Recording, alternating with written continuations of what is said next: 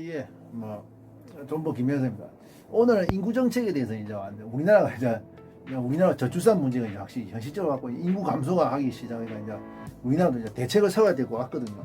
그러니까 일본 같은 거는 지금 인구 감소가 시작되었고 이미 예전에 한 5년 전부터 시작되었고 뭐 인구 정책 자체가 이제 일본 같은 건 지금 1억 2천인데 최소 뭐 1억은 유지하자 이런 정책으로 지금 인구 정책 하고 있단 말이야. 그러니까 우리나라 같은 거는 사실 뭐 이차적으로 뭐 결혼도 안 하고 애도 안 낳기 때문에 그 진짜 사실 뭐 이런 것 자체가 우리가 저도 마찬가지 뭐 운동하는 사람 왜 이런 데만 관심 있냐 그게 아니고 사실 체육관 그 인구라는 게 무시 못하는 거 왜냐면 체육관 하면 대부분 이제 젊은 사람들 애들을 이렇게 상대하기 때문에 지금 애들이 없어지는 것 자체가 얼마나 체육관이나 학원 이런 데가 사실 타격을 클 수밖에 없어요. 그러니까 저도 이런 인구 정책이나 돌아가는 것에 대해서 좀 약간 관심이 있단 말이에요. 관심이 있을 수밖에 없단 말이에요. 체육관 있는 한 사람 같은 경우는 아마 체육관 하신 분들은 안 뜨겁니다. 젊은 체육관에 다키지 주로 이제 70% 80%가 젊은 사람 애들이기 때문에 그 애들이 이제 없으면 애들이 없다는 것 자체 그만 체육관에 타격을 받을 수밖에 없단 말이야. 그 생각해보자. 오늘 그 인구 정책에 한번 대해서 생각해보자. 애 낳는 거 사실 좀 진짜 애 낳는 것 자체가 귀찮잖아 사실. 이제 사람들도 의식자들은 책임지기 싫다. 뭐 이런 식도 있고 뭐 지금 조카도 지금 애 있는데 사실 애 키우기가 쉽지 않잖아요 솔직히. 저도 뭐 육아를 해본 적 없는데 그 선수 키우는 거하고 육아하고 똑같다도 그런 말인데 진짜 선수 키우기 얼마나 힘듭니까? 똑같아요. 육아도 힘들겠지. 그러니까 그거 책임지기 싫다 막 또 돈도 다 들고 책임지기 싫다 이 말이 그런 게 맞단 말이야. 사람들 애를 안 낳는 게 진짜 맞고 애 키우는 것도 어렵고 너무 이제 애 때문에 엉덩이가 자기 자신의 이제 시간 자기 자신을 희생해야 되고 자기 시간 뺏기는 것 자체는 자기 자신을 어느 정도 희생하고 뺏기는 거다 해서 이제 사람들이 이제 안 하려는 게. 그러니까 이제 예전에는 우리 부모 세대 때 가지고 자기보다 자식을 중요했는데 이제 보통 보면 자기 인생의 주인은 자기다. 자기 인생 살라지. 그렇게 이제 옛날 자식이 때문에 헌신하자 이런 것 자체가 이제 그게 많이 없어진 건 사실이거든. 그러니까 인구 정책 같은 경우도 지금 뭐냐면 우리나라가 지금 한 2000년 넘어서부터 한 총합해서 한 280조 원 썼는데 그게 다 허사가 됐습니다. 285조 원 정도 썼는데 인구가 더 줄고 있단 말이지. 인구가 더 줄고 지금 거의 그 우리나라가 뭐 세계 최저 출산율 0.7병 한 명도 안 낳는 게 아니야. 여자분들 한 명도 애 안 낳는 거야. 그러니까 저출산국이 된단 말이야. 그러니까 이 문제는 그런 겁니다. 이제 우리나라 같은데 인구 감소가 이제 본격적으로 작년부터가 이제 인구 감소 이제 시작되고 있잖아. 이제 100만인가 200만 점점 찍고 이제 슬슬 인구가 감소하고 있는데 인구가 감소하면 정말 문제 생깁니다. 너무 문제 생깁니다. 인구 감소하고 그럼 이제 체육관 타격받게 되단 말이야. 인구가 갑자기 주는 게 좀 안 좋아요. 인구가. 또 국력적으로 좀 문제가 있단 말이야. 아까 말했듯이 뭐 다른 동에서 말했어요. 여성 진보들이 좀 많이 나오고 왜냐면 지금 남자들이 없기 때문에 현역병을 징집할 수가 없기 때문에 여성 진보들 분명히 한 10년 뒤면 말이 나올 수밖에 없어요. 10년이나 5년 빠르면 5년 늦어도 10년 안에 분명히 그게 말이 나올 수밖에 없단 말이야. 말이 나올 수밖에 없고 또 지금도 문제가 지금 서유럽의 인구 정책들에 대해서 지금 이제 따라하고 있고 지금 그러니까 솔직히 이제 재배동포청하고 이민청이 이제 생기잖아요. 그 결국 뭡니까 이제 출산율이 반등이 안 된다. 이제 인정한 겁니다. 출산율이 이제 반등이 안 된다. 이제 옛날 과거 서유럽들이 했듯이 이제 중국도 마찬가지, 일본도 지금 그러고 있잖아요. 근데 옛날 과거에 80년대 서유럽 했듯이 동유럽 이민자들이나 아프리카 이민자 받아들여 인구를 이제 메꾸겠다. 이민자를 받아서 인구를 메꾸다. 이런 시세가 지금 이런 우리나라도 이제 그러란 말이야. 재배동포청 이민청. 그러니까 재배동포청은 말 그래도 뭡니까? 지금 그 750만 재외동포가 있단 말이야. 재외동포들을 이제 끌어들이자. 우리나라 인구를 끌어들이려고 또 이민청, 이제 동남아나 저 다른 데서 온 사람들 이민들을 이제 받아들이려고 한단 말이야. 근데 우리나라 이제 그럴 때가 온 거야, 사실. 근데 문제는 확실히 그 정치인들이 좀 잘못하고 있습니다. 특히 서유럽은 이미 80년대부터 이미 뭡니까? 여러분들 아시다시피 80년대부터 이미 뭐 이민정책 저출산한 70년대부터 왔고 80년대부터 이미 이민정책 하면서 했단 말이야. 80년대, 90년대 이민정책 하고 있었거든요. 그러니까 뭐냐면 저출산 오면서 이제 뭔가 돈 쏟아 뽑아야 이제 안 된다는 거야. 예외적으로 프랑스만 성공했지. 프랑스도 또 출산율이 올라다가 좀 최근에 또 꺾이지. 그러니까 예외적으로 프랑스만 성공했지. 대부분 나라들은 그 뭡니까? 돈 뿌려가지고 돈을 뿌려가 쉽게 말해서 복지 예산으로 해가지고 출산 높이는 것 자체 다 실패했습니다. 근데 그게 이제 돈을 뿌린다고 해서 되는 게 아니면 되는 게 아니면 사실이다. 왜냐면 사람들 의식 자체가 근본적으로 바뀌지 않는 이상 그게 안 된단 말이야. 왜냐면 근데 그건 맞아요. 사람은 과거 서유럽도 마찬가지입니다. 서유럽도 뭐 그게 구라파나 서유럽도 마찬가지로 뭡니까 사람이 이제 과거 고대 로마도 그랬고 사람이 어느 좀 살만해지면 뭡니까 애를 안 낳고 뭐 이렇게 결혼을 하고 애를 안 낳는 그런 기지책 엄연히 나오거든. 그건 엄연히 나옵니다. 그건 남아요. 그러니까 요새도 뭐 다른 동영상 유튜브에 다른 동영상 봐도 뭐 서유럽이나 가로 구라파가 서유럽이나 구라파 이쪽에서 뭐 어떻게 인구 정책을 어떻게 했는지 한번 했는데 분명히 거기도 한번 정점 최하위를 정점 찍고 반등했지. 반등했고 그 출산율이 반등하고 나서 반등했다더라 출산율이 회복이 안 되니까 뭡니까 이민자 받아들이기 정책을 바뀌었단 말이야. 우리나라도 분명한 거 이제 어디 정점 최하 정점 한번 찍을 거 분명합니다. 정점 찍고 반등할 거 약간 반등할 거예요. 근데 문제는 이 출산율 가지고 인구를 유지할 수 없고 또 동시에 뭐 복지 예산이 이렇게 돈을 뿌려가 출산율을 이제 유지 못하니까 우리나라도 지금 뭡니까 이제 이민자나 재외동포를 받아들면서 이제 인구율을 유지하려고 한단 말이야. 지금 맞다고. 일본하고 중국도 이미 하고 있고 중국도 뭡니까 이제 화교들이 이제 끌어들여 한단 말이야. 중국도 이제 막 저출산 시대 왔거든요. 저출산에서 이미 왔단 말이야. 그래 우리나라 같은 경우도 마찬가지야. 지금 이제 그런 문제 이제 하고 그런 게 재외 이민청이라든지 재외동포청 이민청 이런 거 만들어가지고 지금 이제 그렇게 하고 있거든요. 근데 이제 아까 말 정치인이 잘못한 게 아마 그 서유럽 이런 걸 보면서 서유럽의 현상 80년대 이런 걸 보면서 이미 우리나라가 IMF 터지면서 이 저출산 이 기지 자체 저출산 그런 현상이 좀 나타나기 시작했어요. 그때부터 그런 걸 준비를 했어야 했는데 좀 뭡니까 정치 그 당시 높은 사람들이 이 부분에 대해서 좀 대비를 안 했다. 그건 어머니 잘못한 거다. 어머니 잘못합니다. 그러니까 IMF 터지고 직후에 저출산에 대해서 어느 정도 대비를 했어야 한다. 약간 대비를 했어야 한다. 그건 확실히 맞아요. 어머니 그때 그 당시 정치인들이 높은 사람들 어머니 잘못한 건 사실이거든요. 그러니까 우리나라도 이제 어머니가 이제 뭐 좀 받아들여야 한다. 그걸 받아들여야 한다 말이야. 어머니 받아들여야거든요. 이제 받아들여고. 그냥 받아들일 때 왔어 이제. 어쩔 수 없어요. 이제. 출산율은 복지 돈을 뿌려 출산율 회복이나 반등이 안 되기 때문에 이제 뭐 재외동포나 이민자 받아들여가지고 이제 출산율을 메꿀 수밖에 없다는 그런 현상이 나는 거다. 어쩔 수 없단 말이야. 근데 지금 저 서유럽 저런 것도 한번 봐야 되는 게 뭐냐면 서유럽도 저 봐야 되니까 서유럽 같은 경우는 문제는 뭡니까? 어머니 그 이제 이게 이민자를 받아들이면 단기적으로는 이게 뭐 좀 이게 인구 문제는 해결이 됩니다. 단기적으로 해결이 되는 말이야. 그러니까 독일이나 뭐 프랑스 뭐 유럽에 보면 축구 대표팀 보면 흑인들 많잖아요. 사실 그 흑인들이 뭡니까 오리지널 유럽 사람이 아니고 뭡니까 전부 다 그 이민자 2세입니다. 대부분 이민자 2세요.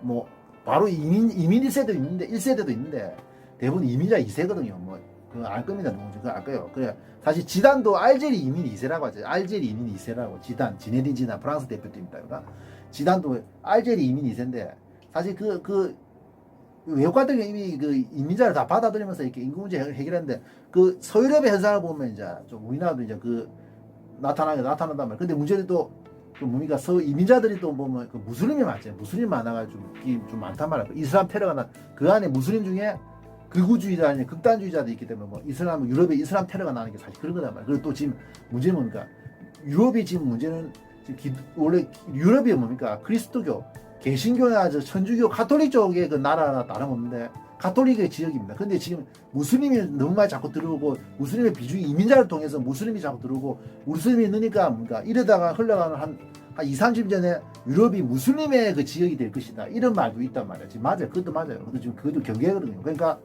지금 기독교나 유럽 같은 기독교나 개신교나 가톨릭이 세트하고 이민자에 의해서 무슬림이 이제 크니까 뭔가 지금 무슬림 지역으로 바뀐다. 이것도 참 문제다 말이야. 그것도 문제거든요. 그리고 또 무슬림 이 사람들이 애도 많이 난단 말이야. 개종도 안 하고 들어와서 뭐 개종하 살면 상관없는데 개종도 안 하고 애도 많이 낳고 걔대로 살기 때문에 그러니까 뭐 또 이제 가만히 내버 뭐 그게 문제 생기는 맞단 말이야. 또 금마들 아까 말했듯이 그 이민자 출신 무슬림이도 애를 많이 낳습니다. 애를 좀 많이 낳아요. 무슬림 출신 여자들이 애를 많이 낳기 때문에 그 인구 문제에 잘 도움이 되잖아 사실. 그러니까 맞단 말이야. 인구 문제 도움 많이 되니까.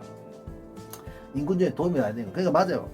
그 유럽 같은 경우는 동유럽의 이민자나 서유럽 같은 거 서유럽이나 구라파 같은 동유럽의 이민자나 아니 아프리카 이민자 받아가 인구를 어느 정도 메꾼 건 사실입니다. 그래서 우리나라도 마찬가지예요. 지금 재외동포들을 이제 끌어들이고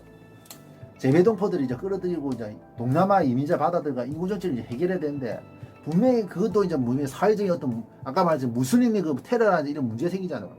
범죄라든지 유럽 같은 거 우리나라도 그 부분에 확실히 좀 대비도 해야 되거든요. 그러니까 재외동포청이나 뭐 이민청에서 뭐 어느 정도 그 부분에 대해서 준비를 할 겁니다. 아마. 그러니까 이민자를 받아들이면 단기적으로 인구 문제 해결되는데 단점은 뭐냐, 그 다음에 범죄라든지 종교적인 갈등이 분명히 생긴단 말이야. 사회적인 문제가 분명히 생겨야 되겠다. 맞아요. 유럽을 보면 됩니다. 유럽이나 구라파 쪽 보면 확실히 그런 문제가 나올 수밖에 없단 말이야. 우리나라도 마찬가지다. 그런 뭐 외국 사람들 범죄라든지 뭐 이렇게 뭐 이 종교 갈등 이런 것도 많이 생기고, 얼마 전에 뭐 어디입니까? 이슬람 하나 세운다고 지금 반대 심하잖아요. 이슬람 많이 사원 생기면 좀 사회적으로 좀 뭐 지역적으로 좀 문제가 생길 수 있다. 그러니까 이슬람 사원 생기면 반대를 하는 사람인데, 그것도 좀 이해가 되는데 됩니다. 아무튼 근데 문제는 그 이슬람이 많아지면 그것도 테러나 이게 생길 수 있어. 왜냐면 아까 말했지, 그 이슬람에도 분명히 그 극우주의자나 극우주의자들 분명히 있단 말이야. 극우주의자들. 그러니까 이 테러가 나를 소지가 있단 말이야. 이슬람들 많아지면. 그래 대해서 좀 단속을 잘 해주고, 또 아무리 뭔가 재외동포청이 말듯이 뭐 재외동포청이 있듯이 뭐 조선족이나 고려인들이 들어온다 하더라도 뭡니까, 아무리 같은 한국이라도 이질감이 있거든요. 이질감이 있기 때문에. 아니 한국이나 동질감도 있지만 동시에 이질감이 있단 말이야. 그러니까 그런 문제를 어떻게 잘 해결해야 될 겁니다. 맞아요. 그러니까 인구 문제를 이제 해결하는 건 이제 돈으로 뿌려가 해결하는 게 할 수 없기 때문에 엄연하게 이제 뭡니까, 우리나라도 이제 인구를 이민 정책으로 이제 재외동포청이나 이제 뭐 인구 이민자를 받아들여가지고 이제 뭐 해결할 수 있는 방법 없단 말이야. 그러니까 이제 앞으로 10년 되면 이렇게 자꾸 올라가면 10년 되면 길거리에 뭐 동남아 사람이라든지 뭐 고려인들이나 뭐 이런 사람 볼 수 있을 거예요. 조선족들 마찬가지야. 그럼 뭐 조선족이나 고려인들 같은 경우는 뭐 얼굴 생김새가 보면 사실 한국 사람 구분 안 되는데, 뭐 말하는 거 보면 이제 또 티가 나더냐. 뭐 북한말 쓰고, 고려인들 한국말 좀 어설프게 고려인들 말 쓰는 게 좀 나올 수도 있어. 우리나라 그런 사람들, 그렇게 고려인 말 좀 어설픈 한국말 하는 사람들이 보면 이렇게 나오는 게 맞습니다. 한국 사람 그런 사람 길거리 볼 수 있고, 동남아 사람들도 이제 볼 수 있단 말이에요. 또 국제 결혼도 지금 좀 많아지고 있잖아요. 그래 내 아는 사람도 지금 뭡니까, 내 친구도 이제 우즈베키스탄 여자하고 국제 결혼을 했는데, 국제 결혼하는 사람도 좀 많아질 거라고 생각합니다. 맞아요. 그런데 국제 결혼하면 또 이제 우리나라 다문화 가정이 생기면서 또 이제 그들하고 갈등이 생긴단 말이야. 갈등이 생겨요. 또 맞아요. 다문화 가정 이런 거 자체가 또 이제 학교 가면 또 이제 그 혼혈인들이 약간 이렇게 좀 아들한테 놀림거리 되는 그런 것도 있다대요. 그런 거 있으니까 그 우리나라도 이제 좀 그에 대해서 좀 사회 좀 대비가 돼 있고, 아직까지 근데 문제는 우리나라가 이렇게 단일민족 국가라고 이렇게 옛날부터 이렇게 추구를 해왔고, 단일민족이라는 이런 개념으로 막 이렇게 그런 단일민족을 추구해왔고, 단일민족 개념으로 자꾸 이렇게 국가적으로나 사회적으로 많이 떠들어댔기 때문에 그 이제 다민족 국가 그걸 딱 준비되기 좀 아직 좀 그 부분에 대해서 준비된 다민족 국가라는 다민족 국가가 되는 것에 대해서 이 준비되는 게 아직 좀 멀은 게 있단 말이야. 준비가 덜 된 게 있단 말이야. 그러니까 그런 부분에 대해서 좀 사실 국가나 이게 사회적으로 좀 그걸 잘해야 된다 생각해요. 근데 문제는 인구가 줄면 안 돼요. 인구가 줄면 안 돼. 진짜 인구가 줄면 솔직히 말해서 체육관이고 학원이고 뭐 학교도 물론입니다. 그게 망하게 돼 있습니다. 체육관도 확실히 제가 체육관도 장사 체육관도 타격을 받고 있고, 또 지금 문제는 뭡니까? 요것도 확실히 해결돼요. 저출산 문제 하나도 서울 집중해서 인구가 적은 사람이 서울로 다 빠지고 있단 말이야. 요것도 이제 하나의 저출산이죠. 맞죠? 그러니까 내가 사는데 분명히 이제 지금 인프라가 없다. 지금 교육이나 사회적인 인프라가 없다. 그럼 이제 서울로 가야 되는데, 서울로 가면 또 문제가 뭡니까? 그 집값이 너무 비싸다 보니까 뭐 결혼을 안 하고 막 출산을 포기하는 게 많단 말이야. 그러니까 actually 정부 다 옛날 90년대 좀 잘못한 게 있습니다. 분명 아까 IMF 터질 쯤에 서울에 대항할 수 있는 그런 도시를 하나 만들었어야 되는데, 그걸 못 만드니까 지금 대한민국의 인구의 반이 서울, 경기도 그쪽에 다 살고 있단 말이야. 그러니까 부산도 대구도 마찬가지 인구가 많이 빠졌거든요.